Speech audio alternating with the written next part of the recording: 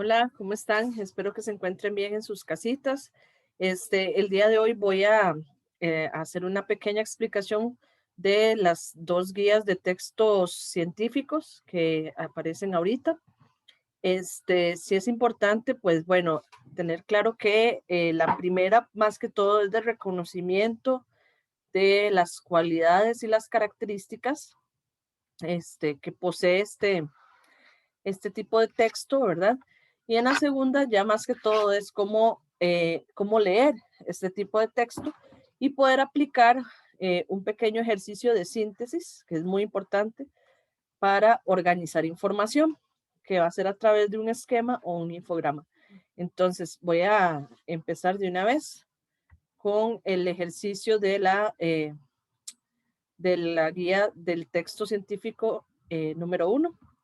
En este caso, pues bueno, hay una cosa importante, van a disculpar ahí, ya, ahora sí. Hay una cuestión importante con respecto a los textos científicos. En un inicio de la guía aparece un pequeño cuadro de las 4 fases de lectura. ¿Por qué lo incluí? Bueno, porque es importante que cada vez que leamos un texto podamos estar recapitulando el proceso que tiene que tener cualquier lectura, ¿de acuerdo? Tenemos que saber que primero hay que estar motivados, ¿verdad? Ya yo les he comentado mucho de la importancia de la lectura, sobre todo porque nosotros, como ya yo les he comentado, vivimos en un país donde no hay costumbre con respecto al hábito de la lectura y muchísimo menos de la comprensión de lectura. Entonces, cuando yo digo vamos a estudiar un texto científico, muchos de ustedes brincan, hacen caras, etcétera, ¿verdad? Entonces, pues obviamente esto y pues va a afectar el trabajo que pueda realizarse con respecto al texto científico. Entonces, lo primero que tenemos que tener es una mente bastante abierta a, a aprender sobre nuevas formas de leer. Eso es muy importante.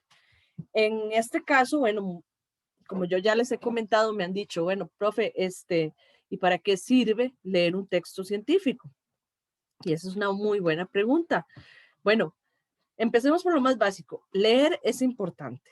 Siempre leer lo que podamos es importante, ya sea un cuento, un poema, una novela, un artículo periodístico, un texto científico, etcétera. O sea, nosotros tenemos que tratar de aprender a leer, ¿verdad? No solamente en una primera lectura, sino poder procesar y analizar la información. Entonces, el texto científico es bastante útil porque nos permite, digamos, aprender, aprender muchísimo sobre diversos temas.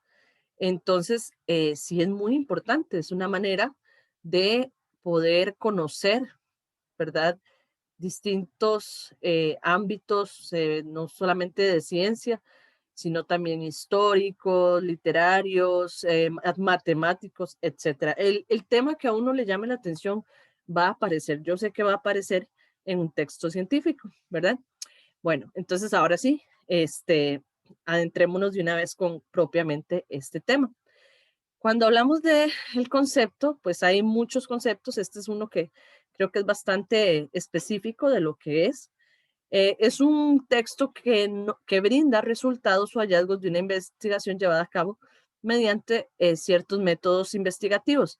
También, ahí se me fue, ahora que me acuerdo, puede ser un compendio bibliográfico, o sea, podemos buscar mucha bibliografía, muchas revistas especializadas, libros, etcétera, y hacer un análisis de esas lecturas en el texto. Eso también es parte de una investigación y también puede ser parte de un texto científico, ¿verdad? Entonces, eso es importante. Otro punto importante, como pueden ver, dice que es un texto no literario, ¿ok? Tenemos que tener claro este concepto desde siempre. Saber cuándo estamos ante un texto literario y cuándo estamos ante un texto no literario.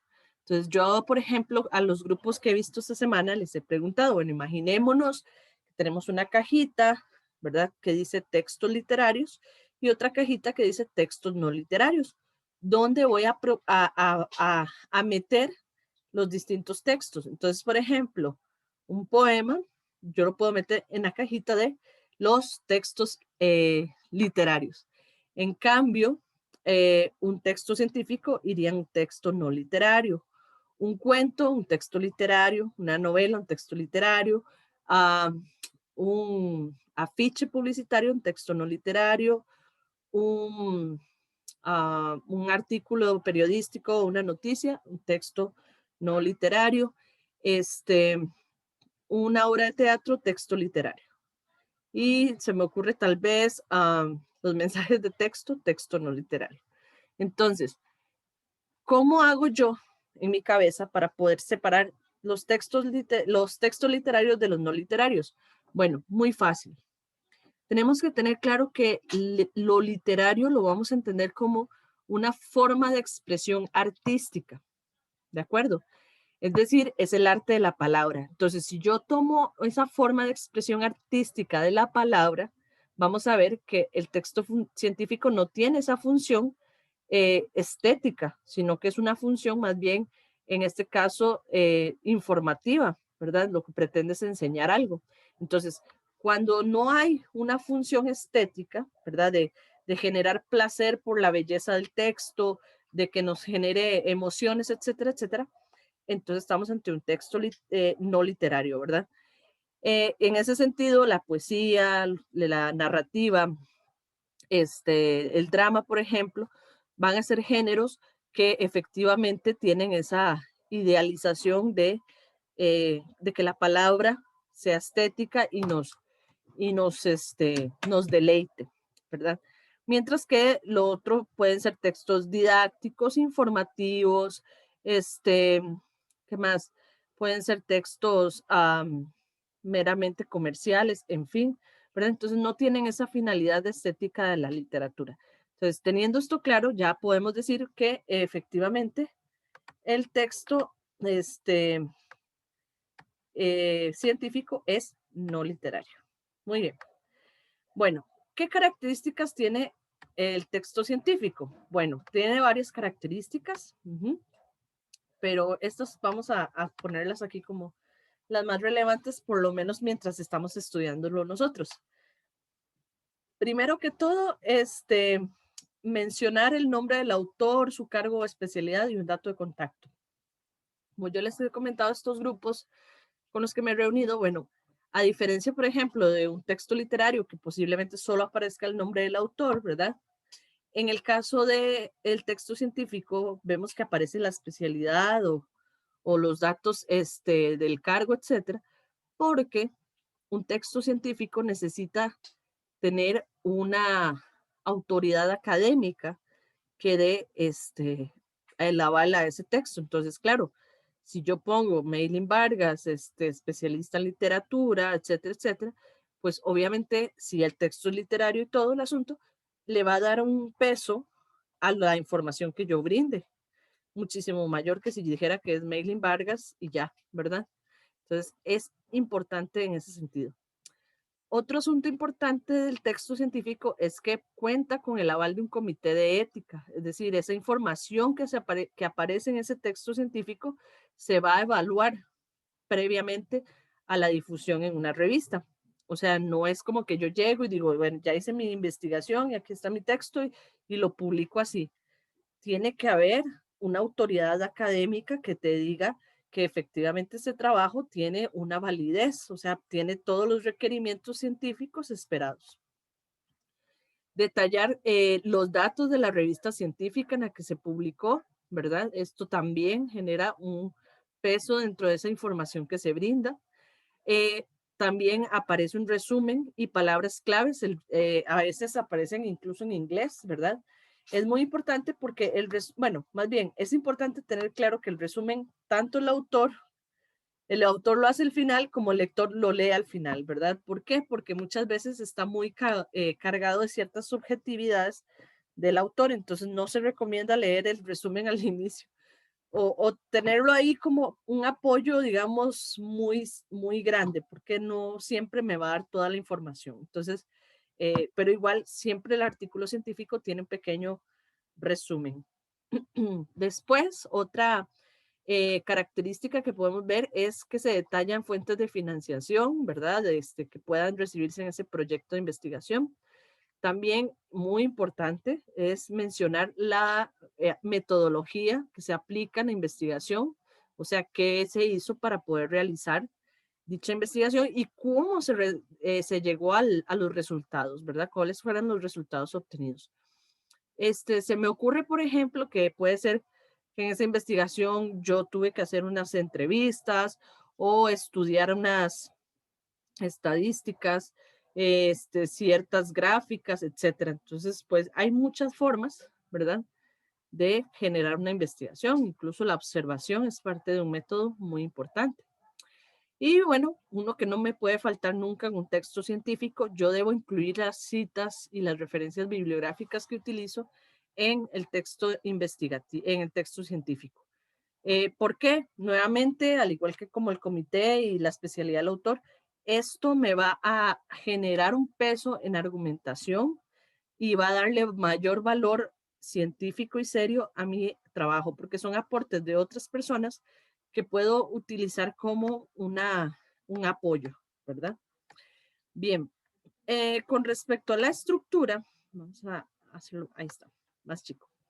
Con respecto a la estructura que posee el texto científico, bueno, estas son las partes que vamos a encontrar por lo general en un artículo científico o en un texto científico. Va a haber un objetivo definido. El objetivo es muy importante porque es precisamente la meta que se quiere llegar, o sea, qué es lo que pretende el autor al hacer bueno, o qué es lo que pretende la persona que investiga, ¿verdad? Es muy importante. Después un título, este título tiene que ir muy detallado y por cierto va de la mano con este objetivo, ¿verdad? No es cualquier título que se me dé la gana hacer, sino que yo debo relacionarlo con el objetivo planteado. Luego aparece también cuál es la revista de publicación en donde se brinda, ¿verdad? Que es muy importante. Nuevamente también eso es una parte de esa autoridad académica que le va a dar peso a este trabajo de investigación.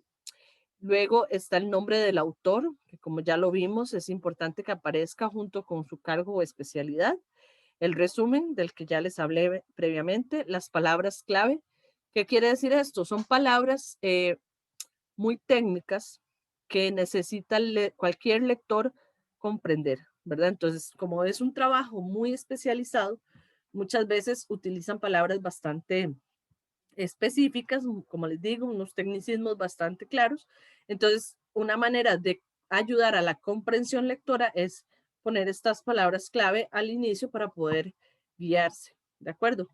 Luego está el cuerpo del artículo, que es donde ya básicamente vemos que se desarrolla el método, ¿verdad? Nos están dando la descripción del método que se utiliza, cómo se desarrolla ese método y cuáles son los resultados y las conclusiones a las que se llegan después de aplicar el método. Puede ser que se cumpla o no se cumpla el objetivo, o el problema incluso que se plantea dentro del trabajo. Y por último, las fuentes. Las fuentes son sumamente importantes, ¿verdad? Porque yo no puedo trabajar sin cualquier fuente. Yo necesito estudiar una cierta referencia bibliográfica, necesito ciertos recursos también, sean tecnológicos o recursos analógicos que me van a apoyar mi trabajo de investigación. Entonces, es una manera también de respaldar que todo lo que se realizó, ¿verdad? Se hizo mediante una objetividad. Eso es muy importante. Venga, disculpar ahí 2 segundos. Ok. Luego tenemos las cualidades que son necesarias dentro de los textos científicos. ¿Qué cualidades tienen los textos científicos? Bueno, es importante que haya claridad en el texto. ¿Por qué? Bueno, porque aunque es un texto, como les digo, bastante especializado, eh, necesitamos entender que es un texto que debe ser para aprender, ¿verdad? Aprender nuevas cosas. Entonces, esa forma de aprendizaje, pues la única manera es teniendo un lenguaje bastante claro y preciso. Entonces, la claridad del texto es bastante importante. Luego tenemos la precisión, que aquí, ¿a qué nos vamos a referir? Bueno, nos vamos a referir a que no se va a dar subjetividades u oraciones muy extrañas, porque lo que necesitamos es que se den características precisas de ese fenómeno o ese elemento que se está estudiando. No se puede, como dicen, irse por las ramas, ¿verdad? Tiene que ser bastante preciso lo que se pretende para que pueda haber mayor eh, claridad del texto. Luego la verificabilidad es muy importante. ¿Qué quiere decir eso? Que sea verificable, que podamos aplicar esos métodos y ver que efectivamente sí son reales, ¿verdad? Sí son verdaderos en ese sentido. Verdad es una verdad, es muy complicado ese término, me van a disculpar en un texto científico, porque esas verdades se caen a cada rato, pero sí es que sea verificable, que mediante la aplicación de ese método efectivamente se llega a esos resultados. Luego, otra cualidad es la universalidad. Quiere decir que yo puedo trabajar en un texto científico o puedo presentar en un texto científico investigaciones de múltiples temáticas. Cualquier tema prácticamente se puede trabajar en un texto científico. O sea, por ejemplo, alguien me decía, bueno, eso lo voy a dejar acá porque es parte de un trabajo que vamos a hacer más adelante. Yo les comentaba que, bueno, tienen que realizar, si bien no un texto científico como un artículo, porque no tenemos en este momento el tiempo para hacerlo, sí es importante hacer un texto expositivo.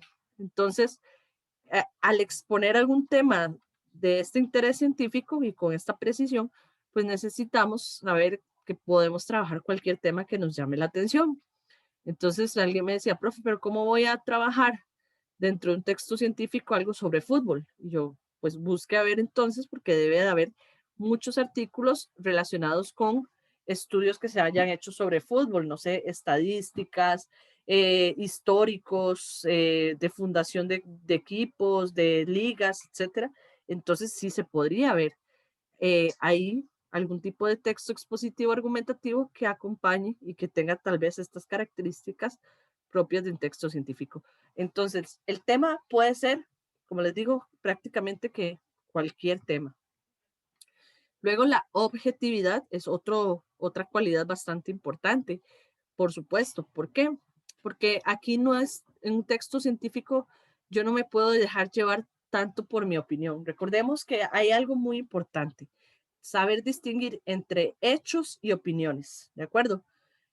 Los hechos, pues son verificables, ¿verdad? Yo puedo sustentarlos de alguna manera, ¿verdad? Hay algún apoyo. Mientras que las opiniones tienen que ver más con creencias, emociones y con ciertas ideas que pueda tener cada persona. Entonces, un ejemplo, ¿verdad?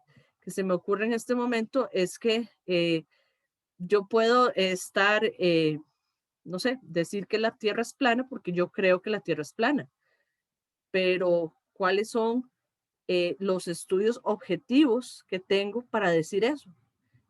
Necesito hechos. Entonces, eh, hay muchos estudios que se han realizado sobre la forma de la Tierra que están ahí, esos son hechos, o sea, se pueden tener claros que han cumplido con toda una cierta metodología científica para llegar allí. Entonces yo no puedo simplemente llegar y creer que la Tierra es plana y punto, siendo objetivo, ¿verdad? O sea, como les repito, para poder ser objetivo yo necesito haber eh, creado un método, aplicado un método, haber estudiado de tal forma que yo pueda presentar con hechos esa idea. Entonces, la objetividad, obviamente, en un texto científico pesa y mucho, mucho, mucho.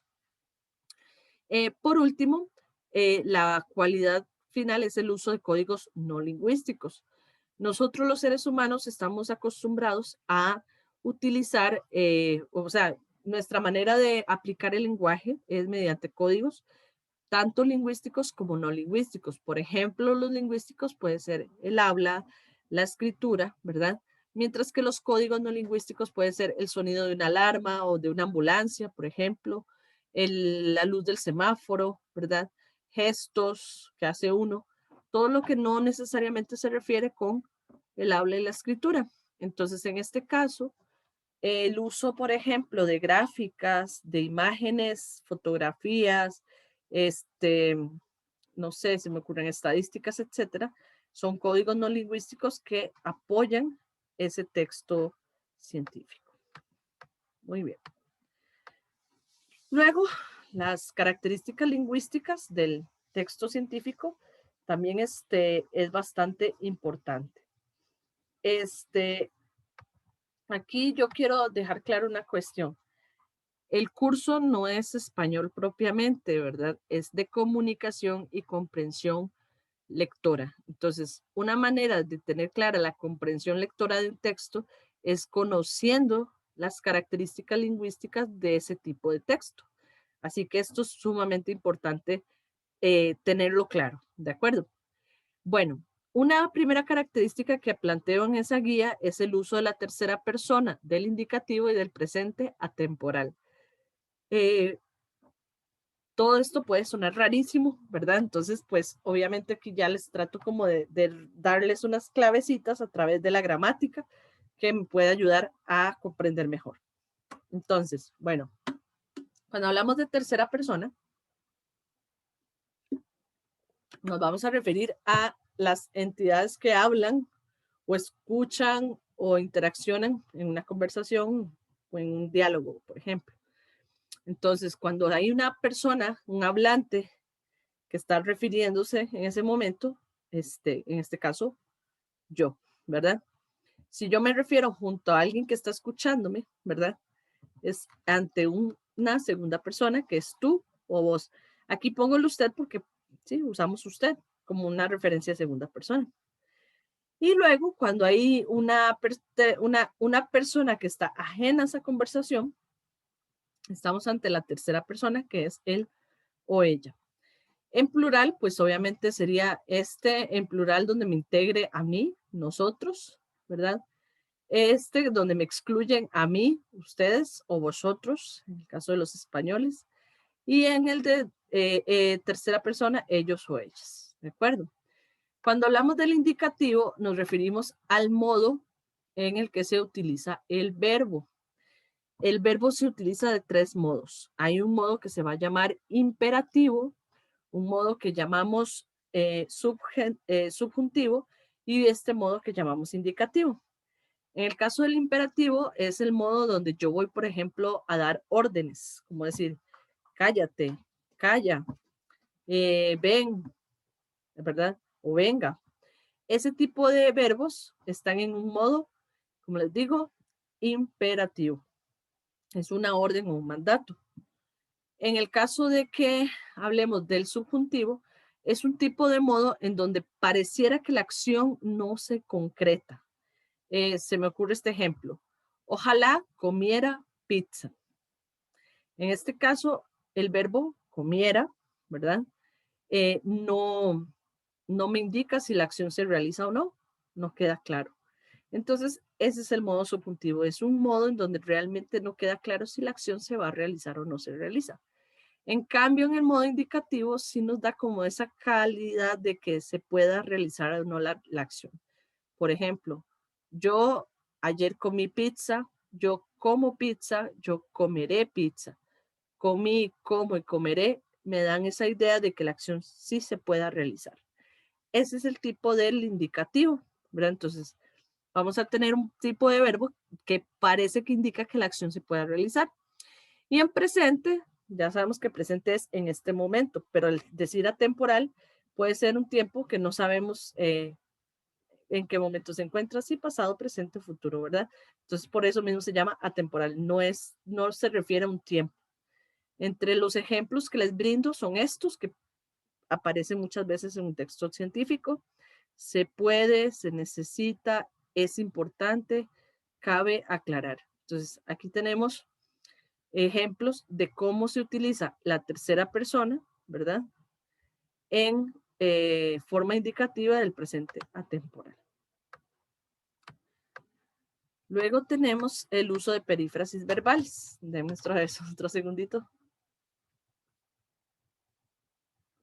Bien, las perífrasis verbales son frases que se utilizan como una fórmula verbal. O sea, tienen la misma función que un verbo. Solamente que en este caso hay que tener claro que este tipo de verbos son los que van conjugados porque van a indicar la persona, ¿verdad? Y el tiempo. Pero estos, los infinitivos, van a indicar cuál es la acción que se realiza. Recordemos los infinitivos. Las formas no personales del verbo, es un tipo de clasificación morfológica, ¿verdad? Del verbo. Tenemos el verbo que se conjuga, como, comí, comeré, pero también está la forma que no tiene persona, ¿verdad? Como comer, comiendo, comido. Esas tres formas no indican persona. Entonces, esas tres formas las vamos a conocer como infinitivo, participio y gerundio. En el caso del infinitivo, que es el que nos importa en este momento, son aquellos nombres del verbo, ¿verdad? Muy importante, son los nombres del verbo y van a terminar en tres formas, en ar, er, ir. Por ejemplo, amar, comer, dormir. Entonces ahí tenemos las tres formas. Amar, comer, dormir. Esos son infinitivos. Entonces, aquí en este caso, en los textos científicos, vemos el uso de perífrasis verbales de obligación, ¿verdad? Ese tipo de verbos da la idea de que es obligatorio. Veamos este caso. Deber más infinitivo, debe estudiar. Haber más infinitivo, hay que leer. Tener más infinitivo, tiene que salir. Aquí tenemos los tres ejemplos de infinitivos en ar, er, ir. Y como les decía, aquí están los verbos conjugados indicándome un tiempo y una persona, que en este caso los tres son tercera persona singular en tiempo presente. Entonces, este tipo de verbos también aparecen en el texto científico. Luego tenemos la primera persona plural, o se usa también una primera persona plural denominada plural de modestia.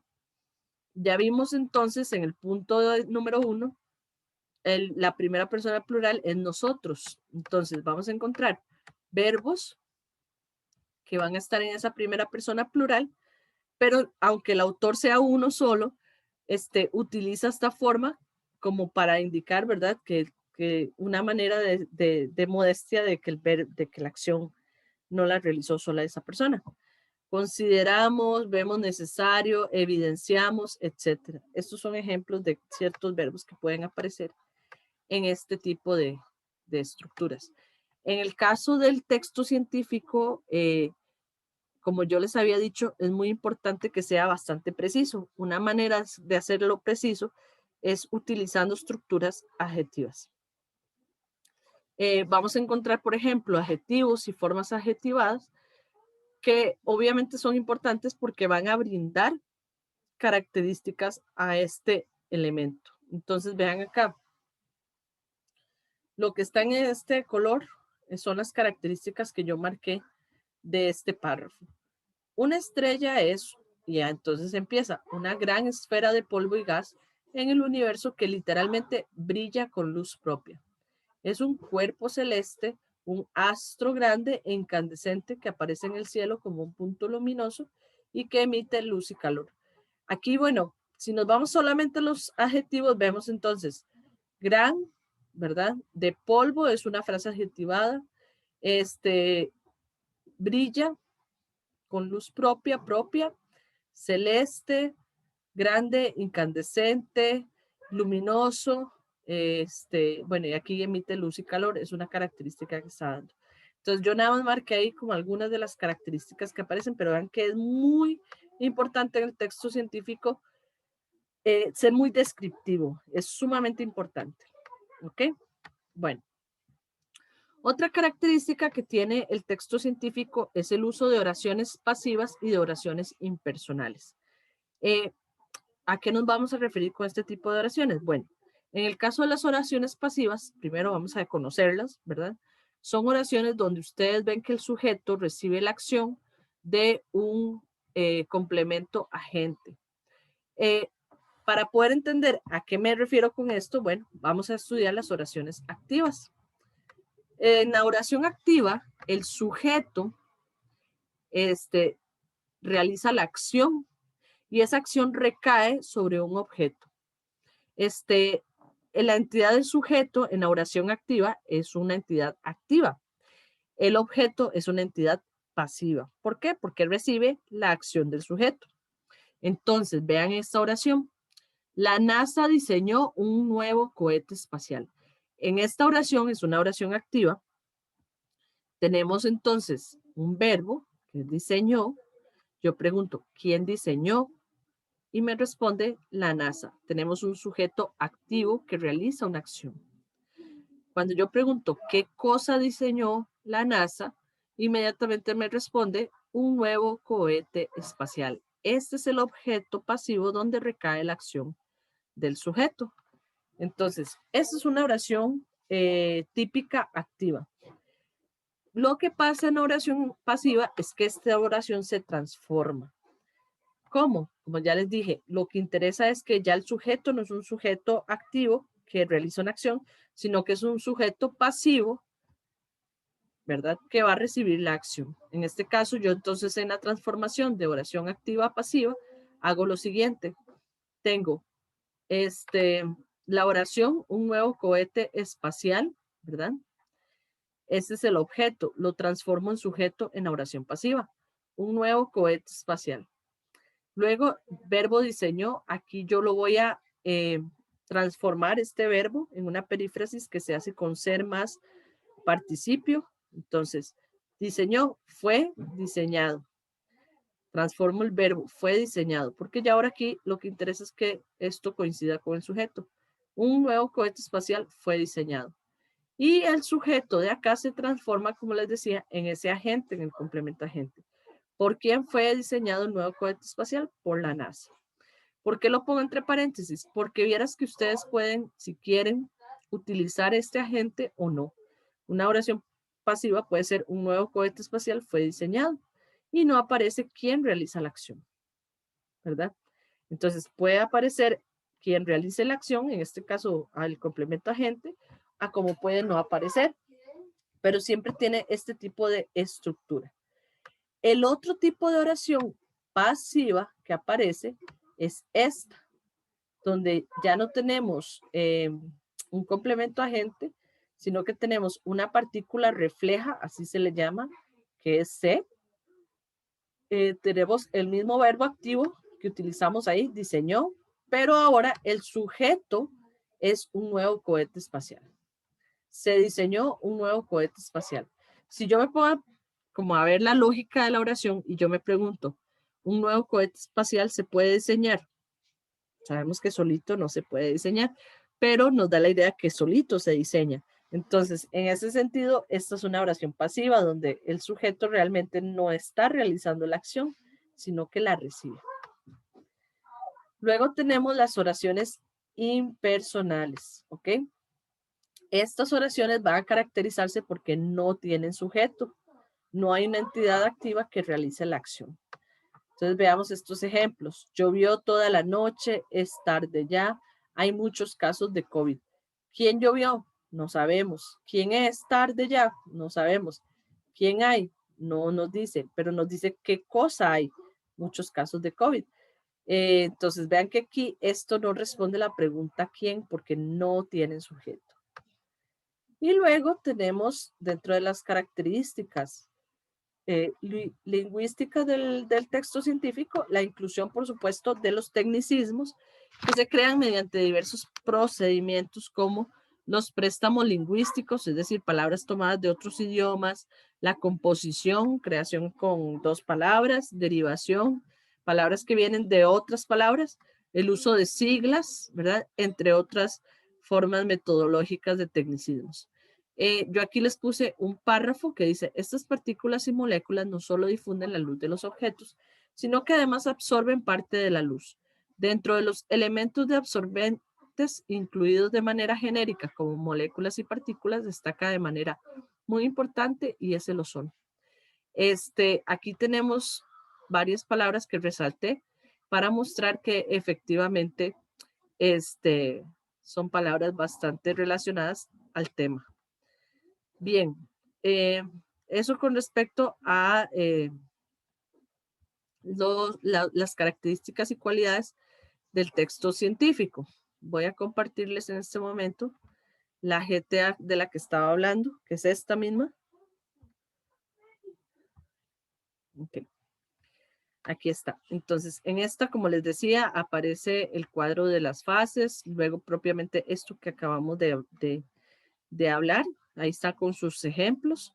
Y luego ya viene, pongo en práctica lo aprendido. ¿Qué es lo que hay que hacer aquí? Bueno, voy a leer esta introducción porque no es el artículo completo para empezar. Se llama Variación del brillo del fondo del cielo en el cenit con la fase y altura de la luna. Esto es de un autor, Alejandro Sánchez de Miguel, de la Universidad Complutense de Madrid. ¿Qué es lo que les estoy pidiendo acá? Además de leer el texto, anotar cuál es el vocabulario desconocido con su significado, resaltar la idea principal de cada párrafo. No es resaltar todo el párrafo. Si usted me resalta todo el párrafo, no me está identificando la idea principal. Mucho cuidado. Así que cuál es la idea principal de cada texto. Eso es muy importante. Luego, observar cuáles de esas cualidades y características del texto científico aparecen allí. Y de esas ustedes me van a enumerar al menos 5. Y ya si ustedes quieren apoyarse con un material bonito sobre datos curiosos de la luna, ahí les dejé un enlace de un video. Eso es lo que había que hacer en esta guía. ¿Ok? Luego, vamos a detener aquí esto para compartirles la otra guía, que es mucho más sencilla, digamos. Entonces, pues no tengo que explicar mucho. Ya se me perdieron. Aquí está. Esa guía aparece lo siguiente. Ay, esta no es. Denme un segundito. Voy a detenerme. Acá. Ok.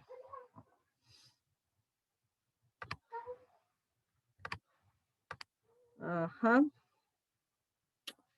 Ahora sí. Aquí les comparto. Aquí en esta guía aparece primero, otra vez, un pequeño resumen de esta información que les acabo de brindar. Luego, unas instrucciones paso a paso de cómo leer un texto científico.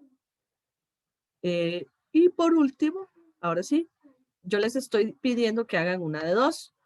Elaborar o un esquema con esta información de esta guía o un infograma, ¿verdad? Para ello yo les puse los tutoriales aquí y algunos enlaces de cómo diseñar un esquema o un infograma, ¿verdad? Para que se apoyen. Voy a presentarles por acá unos ejemplos que tengo sobre infografías hechas a mano y virtuales y otros ejemplos de esquemas hechos a mano y virtuales. Entonces, para que ustedes también como tengan una idea de cómo se haría. Esto es un infograma hecho a mano, ¿verdad? Bueno, como pueden ver, es de otros temas, pero no importa porque vean que tiene información, tiene color, tiene imagen, es bastante organizado, muy bonito. No está tan cargado de textos, esto es muy importante, ¿verdad? Aquí les voy a brindar otro ejemplo de esto. Se pueden hacer como con post-its, las pegatinas estas de colores, también se pueden desarrollar infogramas con estas en una hoja o en cartón. Luego tenemos este otro que ya es digital, porque existen aplicaciones que pueden utilizarse para hacer infogramas, ¿verdad? Aquí hay esto es un ejemplo de un infograma hecho con una de esas aplicaciones. Y aquí tenemos otro que aparece mucho, por ejemplo, en páginas como Pinterest, ¿verdad? Y páginas educativas. Entonces, esto también se utiliza una aplicación para realizar. Es bastante interesante. En Word yo creo que incluso hay algunas plantillas para realizar infogramas. Bien, luego voy a compartirles propiamente los de los esquemas. Ok, vamos a ver. Acá. Listo. Tenemos este ejemplo de un esquema igual realizado con un tipo de aplicación. Este otro es sobre también otro tipo de esquema digital. que se utiliza, bueno, ahí viene la fuente, creo que es Tech Pro Digital, que se utiliza para poder realizar este esquema. Bueno, lástima que no se está viendo tanto. Vamos a ver si puedo agrandarlo. No lo puedo agrandar, pero este estaba muy bonito. Vamos a ver si lo logro. Ahí está. Este es muy bonito en cuanto a que está hecho a mano, ¿verdad?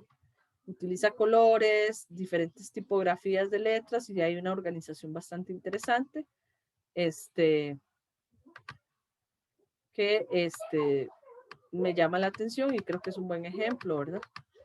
Aquí hay otro que es ya sobre qué tipos de esquemas pueden hacerse. Vean que están hechos a mano y que están muy bonitos también. Entonces, este es un tipo, este es otro tipo, este es otro tipo, este es otro, etcétera. Y luego este otro también, un ejemplo hecho a mano. ¿Ven? Entonces, la idea es que ustedes puedan realizar algunos de estos esquemas en esa otra guía. Hacen la lectura y con base en esa información realizan ya sea uno de estos tipos de esquema o un infograma. Ustedes deciden cuál de los dos, pero es muy importante porque necesitamos sintetizar esa información. De mi parte eso sería. Ya saben, si tienen alguna consulta pueden hacerla mediante el WhatsApp o también por el chat de Teams. Recuerden que las guías se envían por tareas de Teams, ¿verdad? Si tienen alguna dificultad para hacer el envío, tienen que escribirme por aparte con su respectiva evidencia del pantallazo o así, de que tuvieron problemas para ver cómo lo solucionamos, porque sí estamos tratando de organizar toda la información de las guías mediante un solo instrumento, que en este caso sería la herramienta de Teams, que es muy importante y que además es la herramienta oficial del MEP, para que lo tomen en cuenta, ¿verdad?